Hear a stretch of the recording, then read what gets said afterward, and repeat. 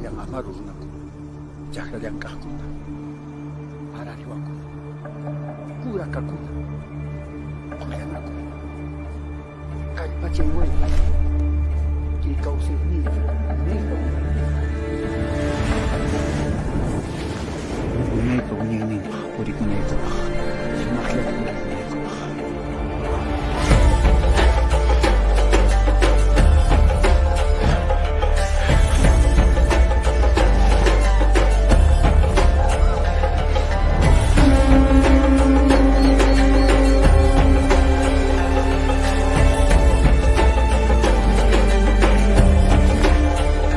La Panaca Atayupanqui Pachacútec, asociación civil sin fines de lucro, reconocida e inscrita con partida 1122-9412, SUNAR, Perú, institución cultural histórica de la región que investiga, preserva, difunde y fomenta el desarrollo de nuestra cultura mediante la educación inclusiva e intercultural.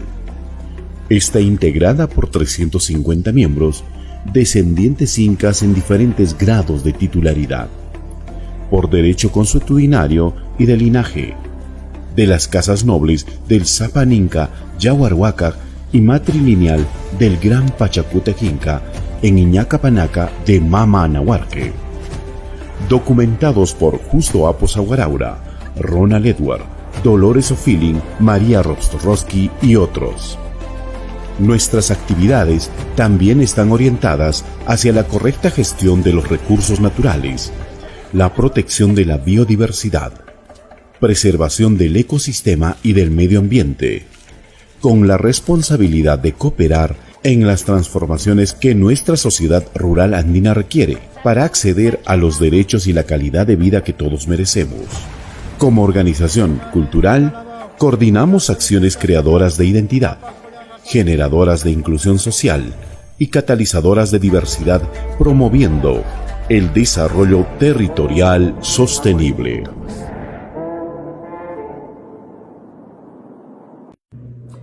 Se suele hablar de la nobleza inca como una élite que desapareció con la llegada de los españoles, pero afortunadamente los descendientes de las familias reales inca continúan existiendo. Este interesante tema será tratado a continuación por un invitado de lujo, Rafael Aita, también llamado Capitán Perú, quien es ingeniero industrial de la Universidad de Lima con un doctorado en Humanidades y Cultura, además magíster en Administración por Centrum Católica y MBA por la Escuela de Administración de Holanda. También es docente de la Facultad de Ingeniería Industrial e investigador del Instituto de Investigación Científica de la Universidad de Lima. Participó como expositor en congresos internacionales celebrados en Tokio, Japón, Inglaterra, Colombia y España, con publicaciones en revistas científicas nacionales e internacionales, autor de los libros Los Incas Hispanos, El secreto del último Inca y Pachacútec, el estratega de un imperio. Sean bienvenidos nuevamente a nuestro ciclo de conferencias de la Panaca Atayupanqui Pachacútec.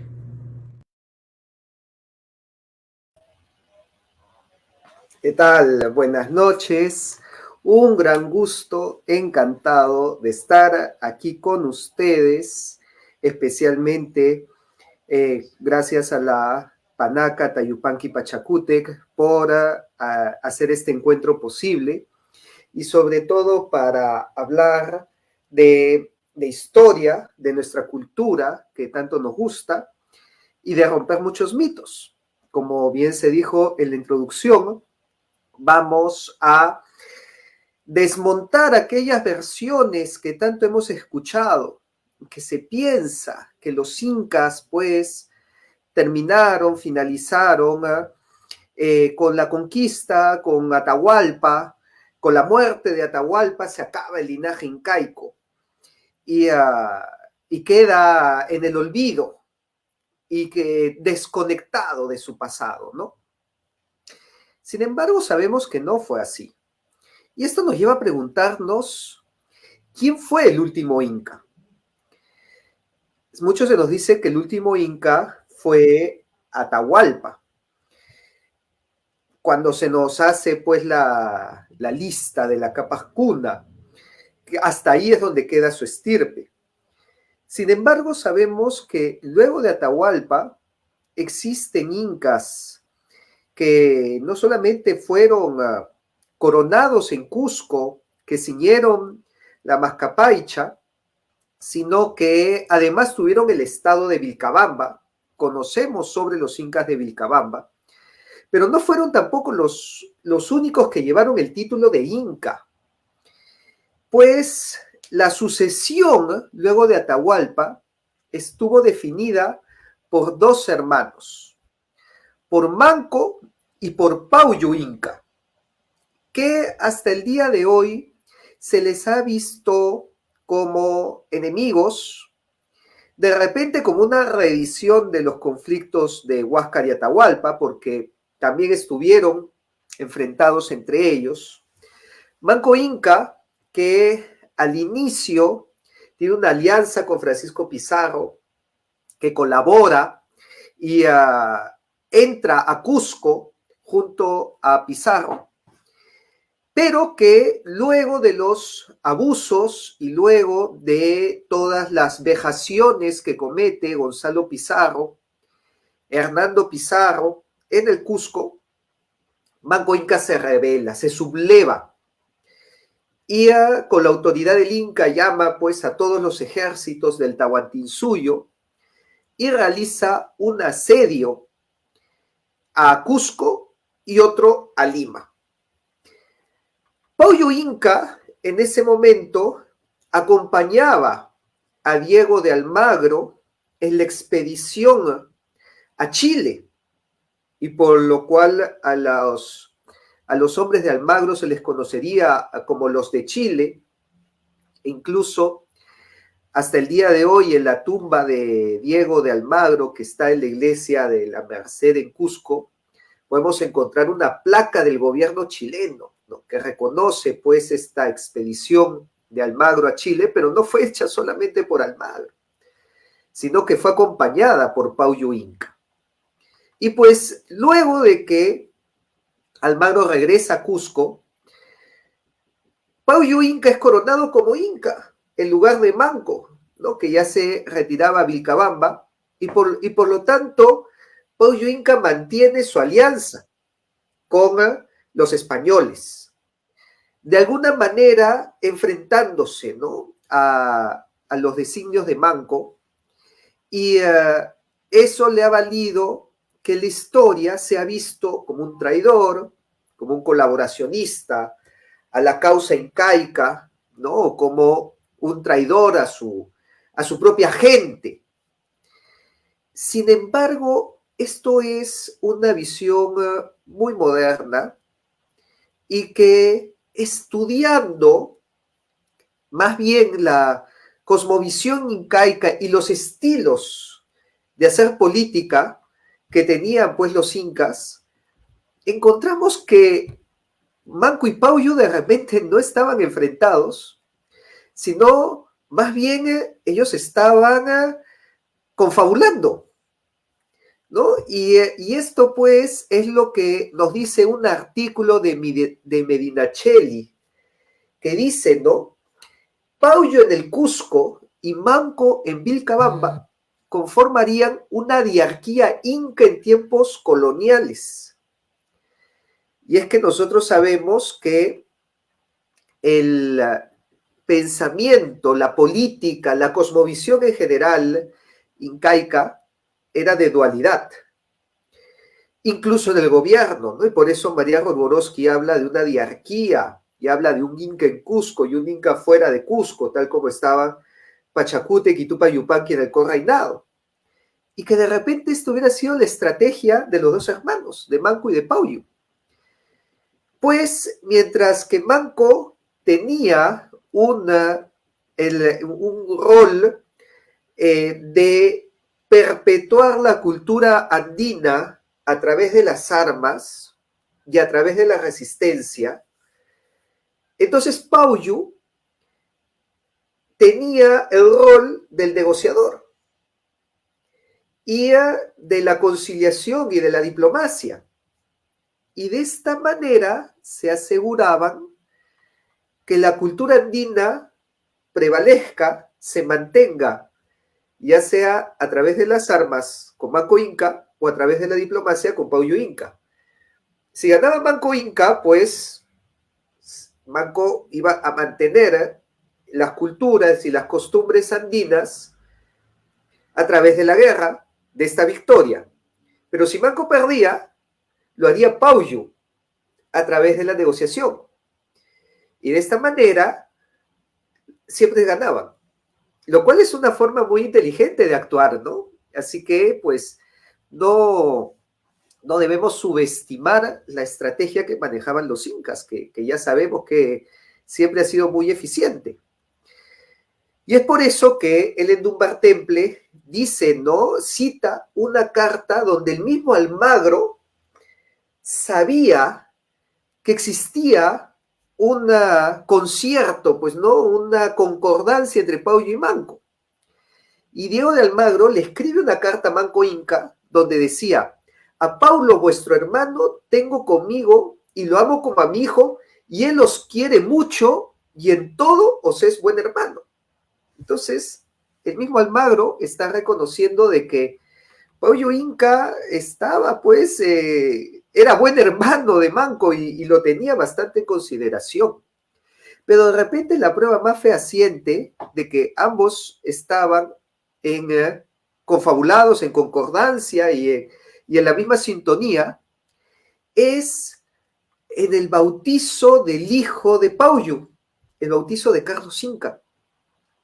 Porque al bautizo de Carlos Inca asisten los hijos de Manco, Titu Cusi Yupanqui y Tupac Amaru I. Y se hospedaron en la casa, en el palacio de Pauyo Inca, que los acogió secretamente. Entonces, vamos, ¿cómo van a estar enfrentados, no? Si más bien a sus sobrinos, pues, los acogía y seguramente, obviamente, estaba en comunicación con los incas de Vilcabamba. Entonces, acá vemos lo que el día de hoy muchos conocen como una traición. De repente era un plan para asegurar la continuidad de la cultura andina, ya sea o a través de Manco o a través de Pauyo.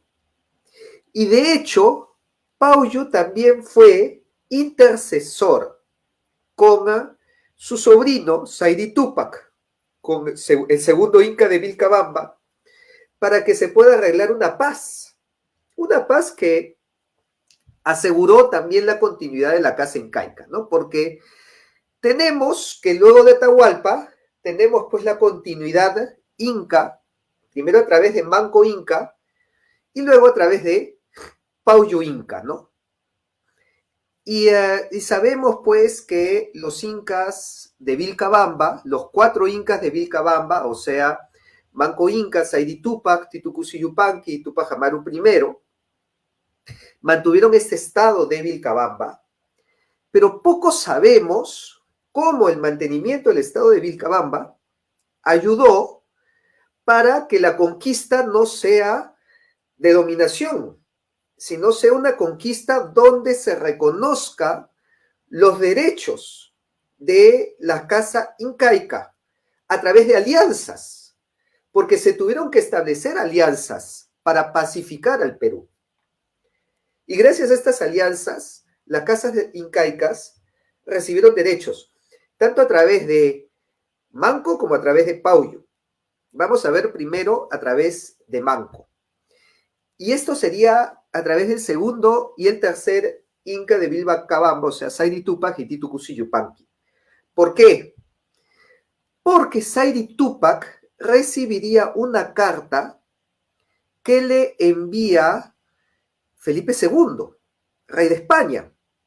Una carta que, en mi opinión, se debería difundir mucho más por el contenido y el tenor de esta carta. Así que voy a leer lo que le escribe Felipe II. Se lo escribe a Manco Inca, sin saber que Manco Inca ya había muerto por estos almagristas que lo traicionaron, y que termina recibiendo Saidi Tupac la carta, ¿no? Y la carta de Felipe II dice: he sido informado que vos, por algunos malos tratamientos que os han hecho los españoles, nuestros súbditos, os alzasteis y habéis andado rebelde. Fíjense, en esta primera parte, Felipe II reconoce los abusos de los españoles. O sea, acá pues, ¿quién va a negar esto, no? Si el mismo rey de España está reconociendo y está diciendo, ¿no? Me han dicho que mis súbditos, los españoles, les han dado malos tratos y por eso os alzasteis y habéis andado rebelde.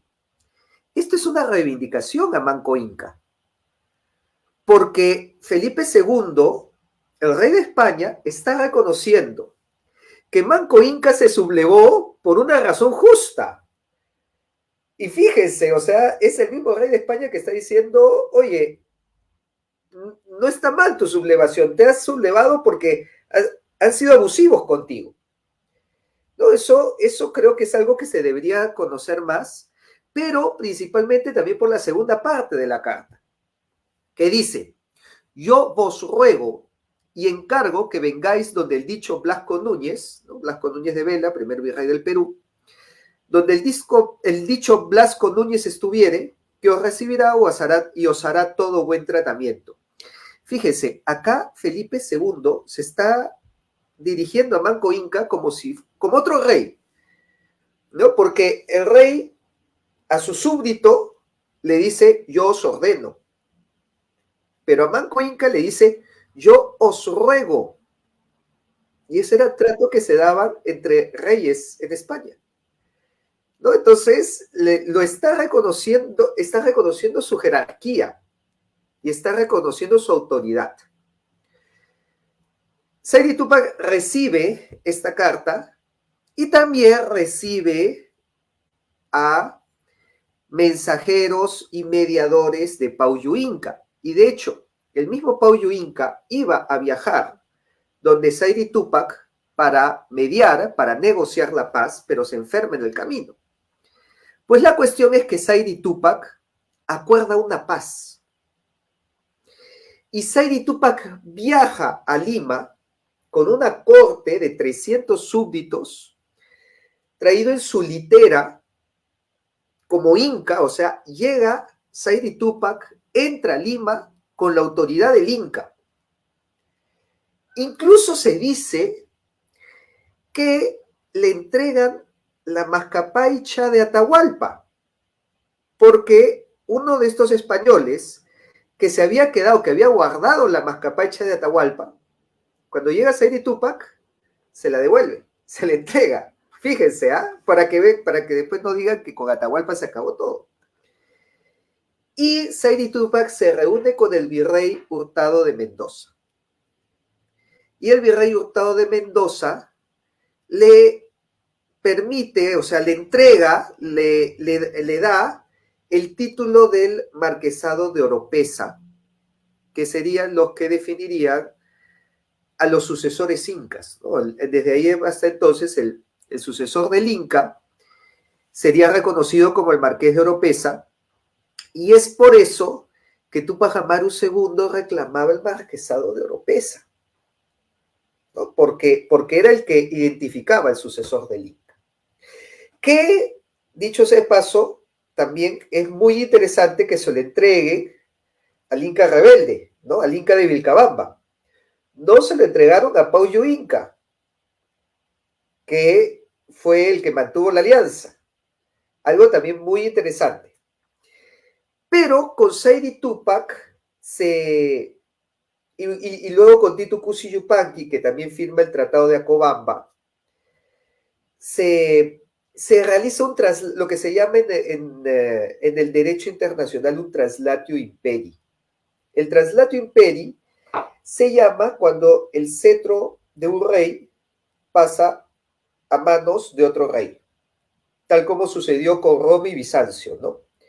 El estandarte de Roma va a Bizancio, al imperio bizantino, o tal como sucedió con la dinastía de los Ptolomeos en Egipto, ¿no? Que los los faraones, después de la conquista de Alejandro Magno, los faraones pasan a ser de la dinastía de los Ptolomeos, que eran griegos. O sea, en Europa se había dado muchas veces este cambio de dinastía. De hecho, en el Cusco también, ¿no? Los Urim y los Hanan Cusco. Un cambio dinástico. Y por lo tanto, los descendientes, las panacas, reconocieron a este traslado del cetro del Inca, o sea, que representaba el gobierno del Inca. Ojo, porque nunca entregaron la Mascapaicha. Al contrario, ya hemos visto que la Mascapaicha de Atahualpa, que se la devuelve más bien a Sairi Túpac. Y Sairi Túpac lo que entrega es el cetro, que es el gobierno, pero que implica que el título de Inca no ha desaparecido. Esa es otra cosa también muy interesante. Muchos creen que ya el título de Inca se perdió en la historia. Y no es así. Legalmente el título de Inca solamente se ha movido, pero no ha desaparecido. Y si no ha desaparecido, ¿qué significa? Que se puede recuperar. Pero bueno, y eso será otro tema, porque ¿cómo recuperarlo? Eso es algo que he estado preguntando a muchos abogados de derecho internacional, ¿qué se tendría que hacer para recuperar para que el título de Inca regrese al Perú? No es algo imposible, ¿ah? A nosotros nos han dicho que es imposible, pues porque se perdió la historia, pero no, podría hacerse. Solamente hay que averiguar, pues, cuál es el mecanismo legal para eso. Bueno,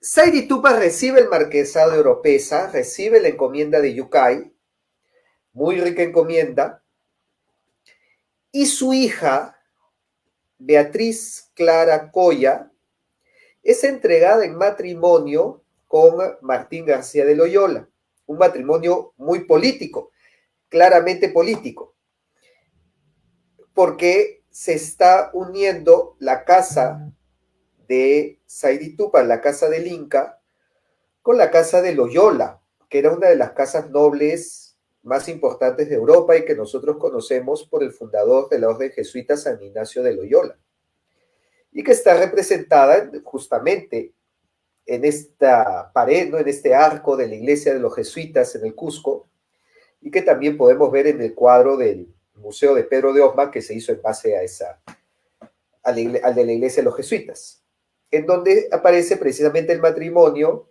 de Beatriz Clara Coya con Martín García Loyola. Y su hija, Ana Lorenza de Loyola Inca, se casa con Juan Enríquez de Borja, que era al mismo tiempo descendiente de San Francisco de Borja, también segundo general de la orden jesuita, santo jesuita. Entonces, ¿qué tanto influyeron los jesuitas en esto?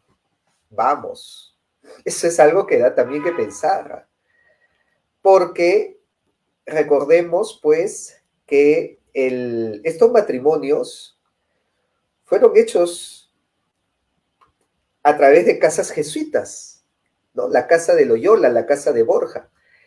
Recordemos que los jesuitas eran los que manejaban la educación del Perú. El Colegio San Francisco de Borja, Colegio de Nobles, jesuita.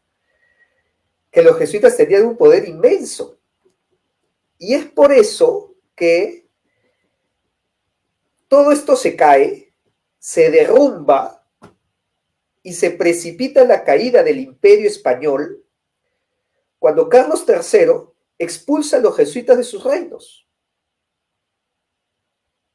que coincide también con la sublevación de Túpac Amaru II, formado precisamente por jesuitas. Entonces, ¿qué tanto de lo que nosotros sabemos es producto de la diplomacia jesuita? Ese es otro punto que tampoco nos enseñan, pero que nosotros vemos en Cusco, que es muy importante la influencia de los jesuitas, en el barroco, en las iglesias, en la misma iglesia de los jesuitas, en la unión de casas, Porque la casa de Borja no era cualquier casa en España. Eran los duques de Gandía, era una casa noble. Es más, era una casa que había puesto dos papas, Calixto III y Alejandro VI. El famoso Rodrigo de Borja, italianizado como Rodrigo de Borgia, de la casa Borgia, pues que nosotros vemos en series, en películas. Y que era antepasado de San Francisco de Borja. Y al mismo tiempo, San Francisco de Borja, ese por el lado de padre, ¿no? Por el lado de padre tenía como antepasados Juan Enríquez de Borja, a San Francisco de Borja, general jesuita, santo, a Rodrigo de Borgia, Alejandro VI, papa. Y por el lado de madre tenía a Juana de Aragón de la casa de Trastámara, que eran los reyes de Castilla y de Aragón. Y él se une con la nieta de Zaire Túpac.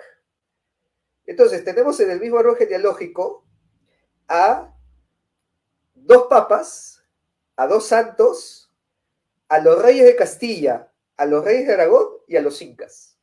Ese fue el juego político que se armó y que mantuvo la estructura de la política andina durante los casi 300 años de virreinato, y de repente está la revolución de Túpac Amaru o la expulsión de los jesuitas, que recordemos que uno va de la mano con el otro, ¿no? Entonces, comienza a armarse el rompecabezas y comenzamos a ver que la casa del Inca no era, pues, al pobrecito Atahualpa, que ya lo pusieron en el garrote y lo mataron. Era parte de la política y del juego de poder. Era un juego de tronos incaico, pero que aseguró que se mantengan las panacas durante 300 años, no solamente a través de estos matrimonios, a través de las cédulas reales. Recordemos, la cédula de honores de Carlos V, que otorga igualdad en los títulos nobiliarios entregados a los descendientes incas, igualdad con los grandes de España. Entonces, un noble inca era exactamente igual que los nobles con grandeza de España en la península. Y es por eso que cuando estos nobles viajaban a España, como Melchor Carlos Inca, que fue caballero del Orden de Santiago, les daban pensiones, estudiaban en colegios de nobles, participaban en el ejército, como Dionisio Inca Yupanqui, también, ¿no?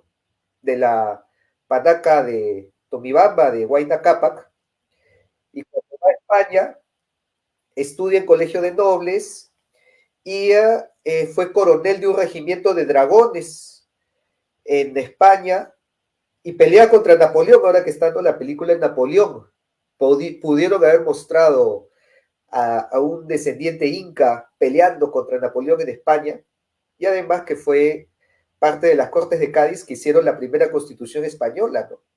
Entonces tenemos un descendiente inca haciendo la constitución de 1812, la primera constitución de España. Tenemos ahí un descendiente inca participando. No era cualquier cosa, entonces, pues, tenían un reconocimiento no solamente a nivel Perú, a nivel europeo y a nivel mundial. Eso fue por el lado de Manco Inca, Zaire Túpac y los incas de Vilcabamba.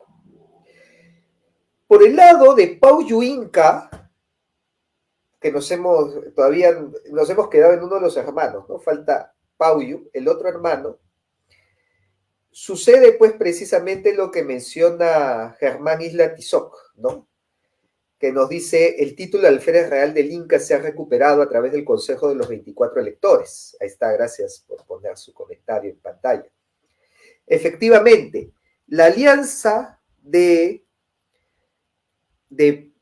Pauyu Inca es la que permite que Carlos V también establezca una institución que agrupe a las panacas el reconocimiento a Paullo Inca.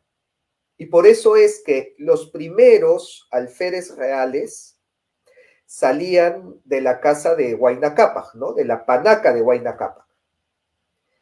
Y por lo tanto, no se perdieron las panacas, sino que a través de este edicto de Carlos V se establece esta institución del alférez real de los naturales, posteriormente llamada como el alferazgo real del Inca, que agrupan a las 12 panacas y que se reunían una vez al año para elegir al alférez real de los incas en la fiesta de San Juan del 24 de junio y que tomaba posesión un mes después en la fiesta de Santiago del 25 de julio. Y es por eso que cuando nosotros revisamos la serie de cuadros del Corpus Christi que están en el Palacio Arzobispal, encontramos a este alférez real que preside las ceremonias, las procesiones de Corpus Christi, las procesiones de los santos. Y entonces encontramos que el alférez real mantiene la indumentaria, los signos de poder incas, ¿no? Y bueno, si es posible que se compartan las fotos, ahí está, ¿no? Aquí vamos a encontrar precisamente a las imágenes con el alférez real que está portando en la mano derecha el estandarte real y sobre su sien la mascapaicha. Ojo, ¿qué significa y bueno, acá vemos toda la serie de cuadros, ¿no? Del alférez presidiendo las procesiones. ¿Qué significa el alférez real? El alférez real era el que llevaba el estandarte del rey y por lo tanto no era cualquier persona, sino era el que podía hablar en nombre del rey. Entonces, tenía poder real. No era, pues, una cuestión nominal o simbólica, sino que representaba al rey, ¿no? El llevar el estandarte del rey era representar la figura del rey. Y es por eso que Alfonso X de España decía, si en batalla me ven caer a mí y ven caer mi estandarte, primero levanten mi estandarte y luego a mí. Esa era la importancia de llevar del alférez, ¿no? Del que llevaba el estandarte del rey. Y realmente el alférez del Inca podía hablar a nombre del rey. Y eso lo vemos en otros cuadros, estos de acá, ¿no? De la familia Chihuantopa Inca, ¿no? Vemos primero en el cuadro de la izquierda a Alonso Chihuantopa Inca, según dice la descripción de su cuadro, primer bautizado al entrar a Cusco, y por eso está dibujado con una cruz en la mano derecha, con el escudo de armas que les había entregado España, acreditando su nobleza en la mano izquierda. Y a su costado vemos a Marcos Chihuantopa Inca, que lleva el estandarte del rey en la mano derecha, y su cuadro lo describe como Inca caballero católico por la gracia de Dios, alférez real de su majestad y de estos reinos. No era cualquier cosa. Era, pues, un puesto importante, político, de poder, cacique principal con títulos de supremo gobernante, gobernador de las villas de Guayabamba y marqués de Oropesa. Tremendo, no es cualquier cosa, ¿no? No es como se quiere hacer pasar ahora, que si no, que era Esos eran títulos simbólicos, no tenían ningún poder, eran títeres, cuando en realidad el virrey Marqués de Castelfuerte le confiere potestad y le coloca a su servicio siervos cañaris y lanzas para defenderse de su persona. O sea, este señor tenía su ejército personal. Y además el rey Felipe V logró por su limpísima sangre que ninguna institución ordinaria de esta ciudad, provincia, villa o señorío de estos reinos desconozca sus causas. O sea, este señor era intocable por la ley. Es más, él era la ley, porque eran los que presidían los cabildos, los tribunales, impartían justicia. Y muchos me dirán, oye, pero eso hacían los españoles. Y es porque no entiende, o no se entiende, o no nos enseñan bien que en los reinos del Perú, los españoles gobernaban en la República de Españoles, que estaban bajo las leyes de Castilla. Pero lo que era llamada la República de Indios estaba gobernado por los curacas y por los alférez. Y tenían sus propias leyes siempre y cuando no contradijeran a las leyes de Castilla. Entonces, por eso se llama el sistema de las dos repúblicas, la República de Españoles y la República de Indios.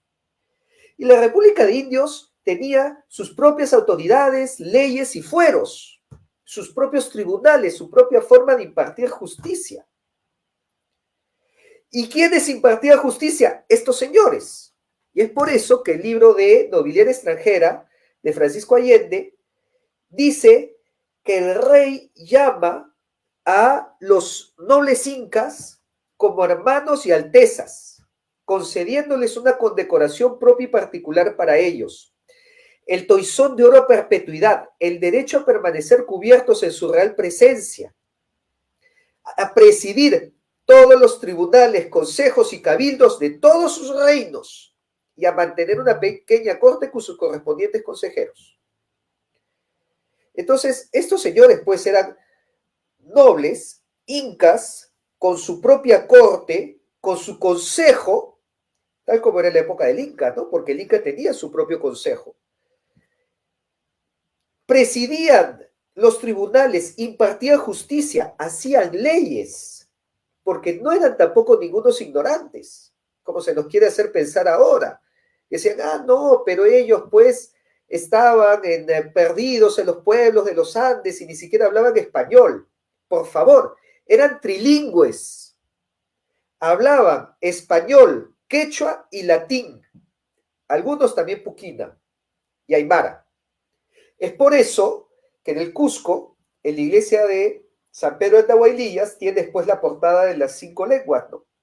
En donde está la fórmula bautismal en español, en latín, en quechua, en aymara y en puquina. Porque eran las lenguas que se manejaban en ese momento. Entonces, y eran las que hablaban los nobles porque eran ilustrados. Habían sido educados por jesuitas, que eran la élite intelectual de la época, en los colegios de nobles y universidades de Cusco, que Cusco tenía 2 universidades. Por eso es que se entiende que el Inca Garcilaso de la Vega escribía los comentarios reales y era un éxito en Europa, porque eran ilustrados, escribían, y por eso aquí es que hacían leyes, presidían tribunales, eran los que presidían los cabildos. Y eso bajo la autoridad de los títulos nobiliarios que les entrega España, ¿no? Y bueno, acá tenemos a los descendientes de Paullu Inca y los cuadros del alférez real del Inca que ustedes conocen mejor que yo, ¿no? Porque los pueden ver ahí directamente en Cusco. Y bueno, acá también tenemos pues a estos 3 puestos de poder que está en la iglesia del Triunfo en Cusco, la que está junto a la catedral, en donde aparecen precisamente 3 hombres con sus 3 esposas, y estos son el alférez real del Inca, el alguacil mayor y el alcalde mayor de Cusco. Y sabemos pues que pertenecen a las panacas porque está usando la mascapaicha sobre el asiento. Entonces, ellos eran la columna vertebral política y legal y de autoridad en los Andes. Y es por eso que son los que mantuvieron la integridad a través de todos los Andes. Porque recordemos que el virreinato del Perú, los reinos del Perú, ocupaban desde Panamá hasta la Patagonia, hasta antes de las reformas borbónicas, que nos dieron un mapa ya parecido al que tenemos. Pero la época de mayor extensión del Perú ha sido todo Sudamérica, desde Panamá hasta la Patagonia del Perú. Y los que eran la ley y el orden, como la serie, durante esta época, durante la época de los Habsburgo, durante la época de los Austrias, antes de las reformas borbónicas, eran los alférez reales del Inca, eran los curacas y eran las panacas nobles. Y aquí es cuando muchos me preguntan, ¿no? Oye, ¿y qué pasó? Pues si tuvieron ese poder y esa organización durante el virreinato, entonces, ¿por qué no los conocemos hacia ahora? Y es que todo eso se terminó con la disolución de sus títulos durante el gobierno de Bolívar. Así que, pues, es ahí precisamente donde la República del Perú no reconoce nobles, porque en una república no hay nobles, y donde caen en un pequeño olvido que afortunadamente ya lo estamos superando y estamos recordando toda esta historia que tanto bien nos haría para volver a integrar los Andes como siempre lo han hecho, porque desde la época del Inca el cetro del orden y de la ley y del imperio y de la prosperidad lo llevó el Inca, y eso continuó durante el virreinato, durante toda la época Habsburgo, e incluso hasta 1825. Y bueno, qué bueno sería que se recupere y que volvamos otra vez a una época de integración, de unidad, y donde estemos todos juntos tirando de este carro llamado Perú hacia el mismo lado, ¿no?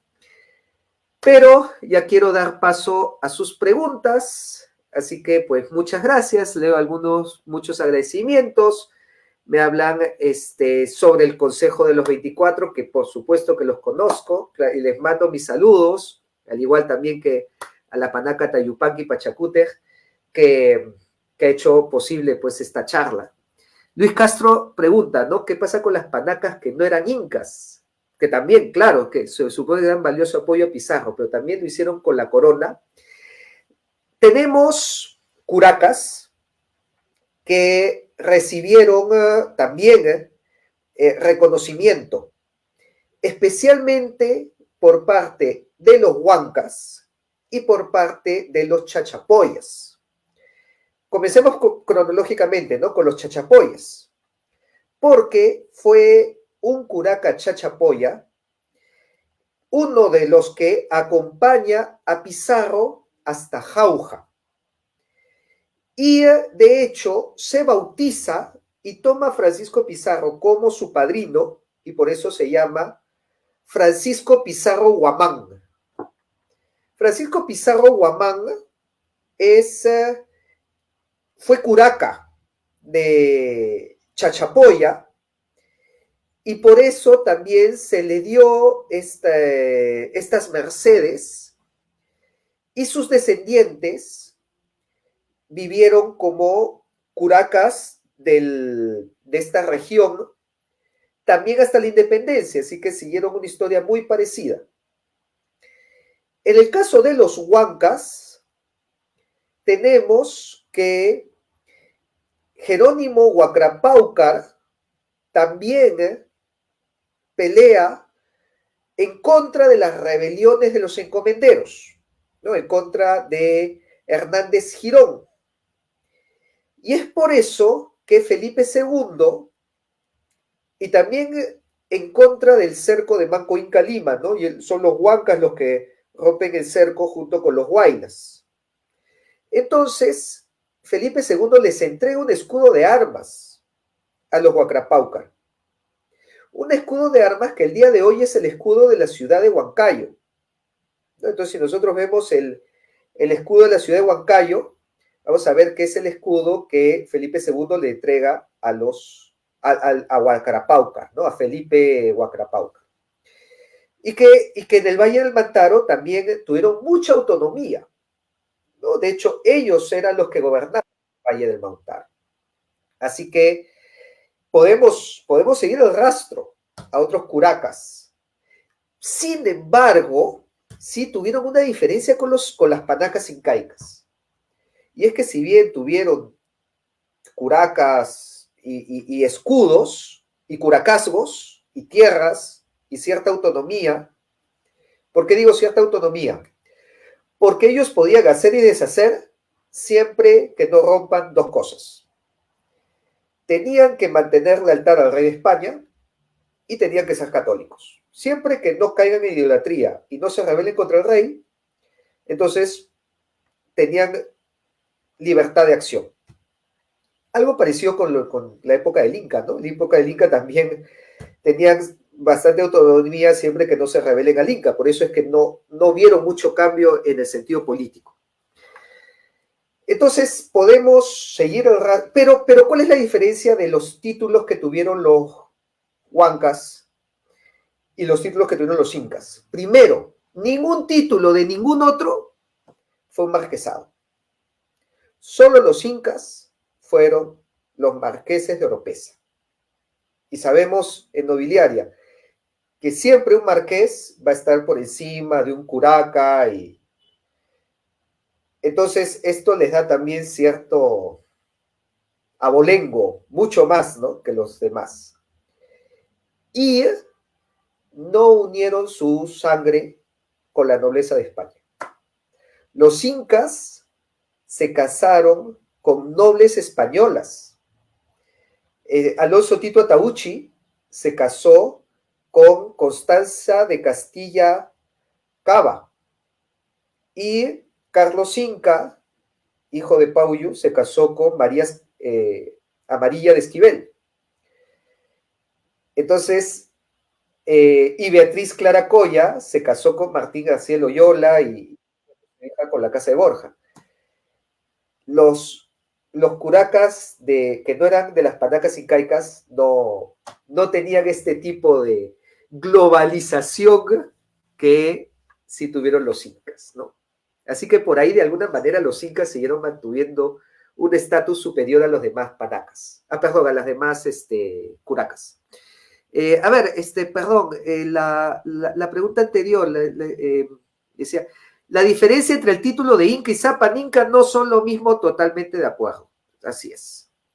Y eso lo establece tanto Garcilaso como Felipe Guamampoma de Ayala, ¿no? Hacen esa diferencia. Dice, tenemos muchos incas y un Zapan Inca, o en algunos casos se le llama también el Capac Inca. Así que, así es, totalmente cierto. Y es por eso que muchos de estos descendientes titulados podían llevar el título de Inca, porque así lo era desde siempre. No es lo mismo el Inca que el Zapan Inca, ¿no? Existieron, sí, así es, existieron dos alférez. Existió el alférez real del Inca y el alférez real de los españoles. Y en el cuadro los pintan juntos, ¿no? En los cuadros del Corpus Christi vemos que junto al alférez real del Inca está el alférez real de los españoles. Porque ya les decía, también existía esta dualidad de poder, curiosamente muy incaica, ¿no? Así que no veo contradicción, no creo que le haya molestado mucho a los nobles incas. Pero la República de Españoles, la República de Indios, las leyes de Castilla y las leyes de Indias, ¿no? Se manejó muy bien eso. ¿Dónde están en la actualidad los descendientes de Manco y de Pauyu en España? Curiosamente. Curiosamente, vamos a ver si, a ver, de la última de esta línea de Saidi Tupac, que por ahí rastreé, está, a ver si yo leer bien, está Pascual Enríquez de Cabrera y Almanza. O sea, un hombre ya, pues, recontra español y sí, pues se fueron a vivir a España, se casaron allá y vamos, pero sí, sucede lo mismo con los descendientes de Montezuma, por si acaso, los descendientes de Montezuma están en España. De hecho, ahora en España conocí a uno de los descendientes de Montezuma. No tuve la oportunidad de encontrarme con los descendientes incas, pero sí, o los descendientes de Manco, o de Saidi Tupac, pero sí con un descendiente que se llamaba Juan Orellana Pizarro. Orellana también, ¿no? Apellido famoso de los descubridores, de los que exploraron el río Amazonas. ¿Regresaría el título de Inca o Zapañín que iría en contra de la República? No necesariamente. Eso depende de la Constitución. ¿Por qué? Porque existen repúblicas monárquicas. Pues suena como un oxímoron, ¿no? Pero, a ver, Ghana, ¿no? Ghana es un país que es una república, pero dentro de la república existen muchas etnias que siempre han tenido curacas y que están acostumbrados al curacajo desde antes de que vinieran los ingleses porque ellos fueron colonia inglesa. Entonces, ¿qué han hecho ahora?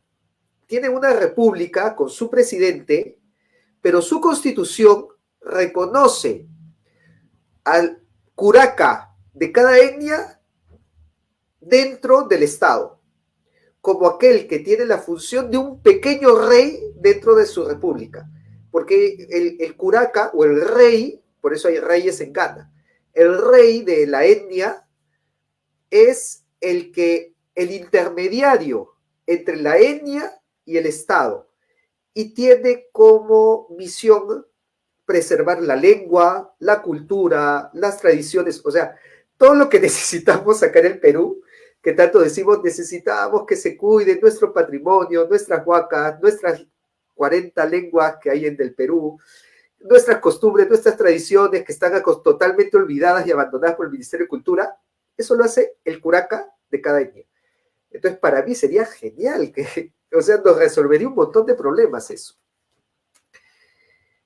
¿Se sabe hasta cuántas casas nobles hubieron en aquella época? ¿Qué funciones cumplían en comparación de las encomiendas? ¿Eran iguales jerárquicamente? Ya, esa es una... Bueno, primero, tengo el dato que existieron más de 500 nobles titulados en Cusco, dentro de estas panacas. Tendría que sumar los curacas de Huancas, Collas, Chachapoyas, Huaylas, y además sumarle los títulos de Lima, que hay todo un libro también de el conde de San Isidro, ¿no? El conde de San Juan del Lurigancho, porque en Lima también se dieron títulos nobiliarios. No los he sumado, o sea, sí he visto que hay registros, habría que hacer la suma, pero solamente les digo que el Perú fue el reino de América que más nobleza tuvo, superando a México. Ahí les ganamos a los mexicanos. Así que, bastantes tuvimos, pues bastantes. No sé cuántas casas llegaron a formar, ¿no? Pero sí tuvimos bastantes nobles titulados en el Perú. ¿Es cierto que la momia de Pau Inca fue encontrada? Es que la momia de Pau Inca nunca estuvo perdida, ¿no? Se cree que Pau Inca fue enterrado en la iglesia de San Cristóbal, lo cual tiene absolutamente todo el sentido del mundo porque era su ermita, es la que él fundó. La primera iglesia en el Cusco fue fundada por Pau Inca, que fue la ermita de San Cristóbal. Sí, que es la que queda como yendo a Sacsayhuamán, ¿no? Y yo les recomiendo que vayan. ¿Por qué? Porque ahí hay un cuadro en donde hay dos nobles incas arrodillados ante una cruz. Y se dice que ese es Paullo Inca. Así que de repente tenemos a Paullo Inca ahí dibujado en ese cuadro. Y es muy probable que haya sido enterrado ahí. O sea, sí sabemos dónde está Paullo Inca. El problema es que no lo podemos sacar, porque para sacarlo tiene que autorizar el Ministerio de Cultura. Y según me han contado, sí se han hecho trámites con el Ministerio de Cultura para sacar la momia de Paullo Inca y hacerle un análisis de ADN. Pero, aunque saques la momia de Paullo Inca y le saques un diente, solamente existen 3 laboratorios en todo el mundo que te hacen análisis de ADN ancestral. Porque, ojo, no es lo mismo hacerle un análisis de ADN a ti o a mí para ver una prueba de paternidad que nos ve la saliva en la boca y en una semana nos entrega el resultado, que hacerle el análisis de ADN a Paullo Inca que se murió hace 500 años. No es lo mismo. Eso no lo puede hacer cualquier laboratorio. Eso lo tiene que hacer un laboratorio especializado en ADN ancestral. Y como solamente son 3 en todo el mundo, la cola de espera es de 4 años. Así que si tú le mandas el diente de Paullo Inca al laboratorio, el día de hoy nos va a responder el 2027. Previo trámite de un investigador con doctorado que esté haciendo el estudio, que acredite toda la metodología, con certificación del Estado, con aprobación del Ministerio de Cultura. O sea, es tanta vaina que lamentablemente nos hemos perdido en esa burocracia y hemos dicho, ya bueno, lo hemos dejado ahí. Pues, pero es que no es fácil, la verdad. Yo quise averiguar, yo estuve preguntando a una amiga bióloga, que le mando saludos también, ¿no? A Pierina Danos, que ha visto el tema de ADN ancestral, de las momias incas y todo el tema, y me dice, uff, es una chambaza, es terrible, ¿ah? No es así nomás, pero vamos con fe de que Huiracocha va a querer que algún día se haga. ¿Cuánto afectó la rebelión de Túpac Amaru en las Panacas? Las afectó totalmente. A partir de la rebelión de Túpac Amaru, se les quitó una gran cantidad de mercedes, ya se prohibió hablar en quechua, ya no se podía usar la indumentaria real inca, ¿no? O sea, la mascapaicha, todo lo que hemos visto en los cuadros se prohibió. Los cuadros se destruyeron.